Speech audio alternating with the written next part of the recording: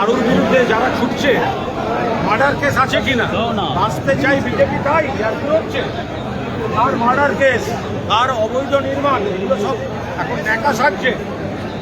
সবাই নয়, অনেকের ওপর পুলিশ প্রশাসনকে চাপ দেওয়া হচ্ছে। আমরা ধরে নিচ্ছি যে নির্বাচন কমিশন এবং বিজেপি ওদের সাপোর্ট করছে। আমরা এসব নিয়ে আদৌ চিন্তিত নই।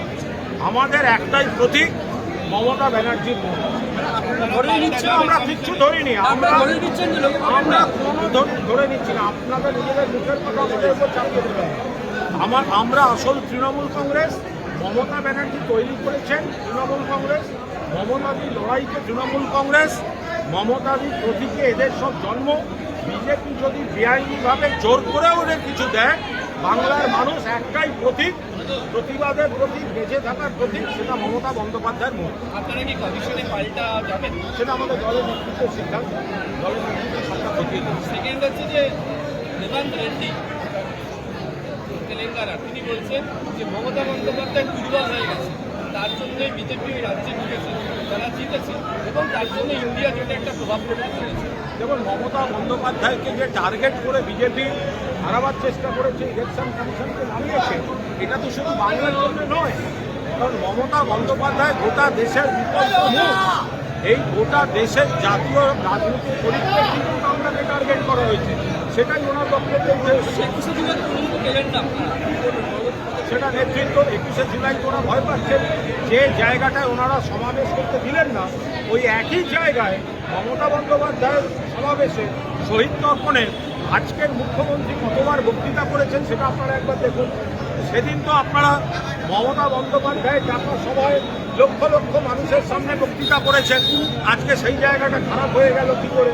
ফলে এই প্রশ্ন তো মানুষের মধ্যে উঠবে। এবার বাকিটা আমরা ল অ্যাবাইডিং পার্টি, ফলে নেতৃত্ব সিদ্ধান্ত দেবে। দীর্ঘ সময় হয়ে গেল এখনো মহিমা মৈত্রের উপর যে পরিমাণ অগণতান্ত্রিক ফ্যাসিবাদী গুন্ডামি চলছে, আমরা তীব্র প্রতিবাদ করছি। অবিলম্বে প্রশাসন গিয়ে হামলাকারীদের বিরুদ্ধে ব্যবস্থা নিয়ে গ্রেপ্তার করে মহুয়া মৈত্রদের নিরাপদে অবশ্যই আগে সেই ব্যবস্থা করা উচিত। এটা কোনো সভ্য সমাজে হতে পারে না। তৃণমূলকে এরা ভয় পাচ্ছে বলেই এই ধরনের হামলা, গুন্ডামি এবং পুলিশকে নিষ্ক্রিয় করে রাখা। সেবাশ্রয় নিয়ে অভিযোগ উঠেছে, সেখানে হোমিওপ্যাথিক ডাক্তার সেবাশ্রয় আমি সম্পর্কে আমি কোনোকালেই বিষয় জানি না। আগাম জামিন বাতিল হয়ে গেল, এগুলো সব চাপ সৃষ্টি, এগুলো চাপ দেওয়া হচ্ছে, পুলিশ প্রশাসনকে ব্যবহার করে চাপ দেওয়া হচ্ছে। ওই বালিশ তৃণমূলে যাও, অ্যারেস্ট হবে না, 70 লাখ টাকার কেস বেল হয়ে যাবে, অস্ত্রের অভিযোগ থাকলেও অস্ত্র আইন দেওয়া হবে না, আর যারা মমতা ব্যানার্জির সঙ্গে থাকবে তাদের আইনি হেনস্থা করা হবে। এভাবে কদিন চলবে মানুষ দেখবেন?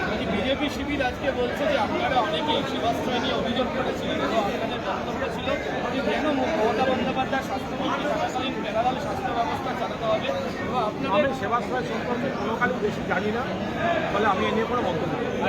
আজকে মুখ্যমন্ত্রী বলেছেন যে বিধুবাবু একসময় বলতেন যে যেখানে কাজ করতে শুরু করতে গিয়ে বিধানটা শুরু করে দিয়েছেন বিধান রায়। আর আজকে আমি একজন মুখ্যমন্ত্রী, পূর্বতন মুখ্যমন্ত্রী, যা শুরু করতে যাচ্ছি দেখি লণ্ডভণ্ড করে গেছে। মমতা বন্দ্যোপাধ্যায় যে কাজ করে গেছেন, বিপুল মানুষের উপকার, পরিকাঠামো থেকে শুরু করে সামাজিক সুরক্ষা স্কিম, লক্ষ্মীর ভাণ্ডার যত মানুষ পেতেন, আজকে কিন্তু অন্নপূর্ণা যোজনায় অনেক অনেক অনেক কমে গেছেন। ফলে মমতা বন্দ্যোপাধ্যায় বিপুল উন্নয়নের কাজ করে গিয়েছেন, সেটা সময়ের সঙ্গে আরও বেশি করে প্রমাণিত। ঠিক কলকাতা বলতে যা বোঝাতো কেউ নেই। আচ্ছা, আপনি তাহলে বুঝুন যে আপনারা যাদের নামে বুঝবেন তারা নেই, অথচ উচ্চে পড়া ভিড়। তার মানে ভিড় আছে, কোনো ব্যক্তিগত মুখ নেই। এটা আপনারা বুঝে নিন যে তাদের সঙ্গে আদৌ কতটা ভিড় ছিল আর কতটা মমতা বন্দ্যোপাধ্যায়ের সঙ্গে। অভিজিৎ সরকারপুরে আজকে অভিযোগের নামে তৃণমূল নেতা নিযুক্ত আজকে জয়েন করা হয়। আইনের বিষয় জন্মগত শংসাগত আগের সরকার আমলের ভুয়ো বেরোতে শুরু করেছে এবং এবং মুর্শিদাবাদ এর মধ্যে অনেক আমলাও আছে।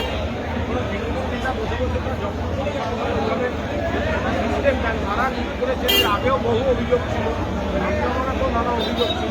এগুলো না দেখে শুধু তৃণমূলের উপর চাকরি দেওয়া, কোথাও ভুল থাকে সেটা ভুল, সব ভুলকে তৃণমূলের ঘাড়ি চাকরি দেওয়া ঠিক নয়। আজীবন দুর্নীতিকাণ্ডে সঞ্জীব ঘোষের বিরুদ্ধে চার্জশিট দিয়েছিল সরকার মানে গত সরকার, কিন্তু তারা বিচার প্রক্রিয়া শুরু করতে পারেনি কারণ অনুমতি দেওয়া হয়নি।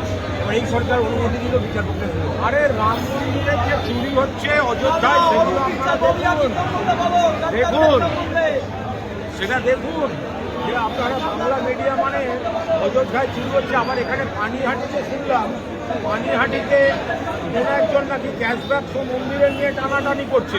তো সেগুলো দেখুন যে এদের মন্দিরে এত নজর কেন? এত নাকি সনাতনী আর নজর হচ্ছে মন্দিরে। কোথায় অযোধ্যা, কোথায় পানিহাটি? অযোধ্যা থেকে পানিহাটি মন্দিরের ক্যাশবাক্সে কেন এত নজর পড়ছে?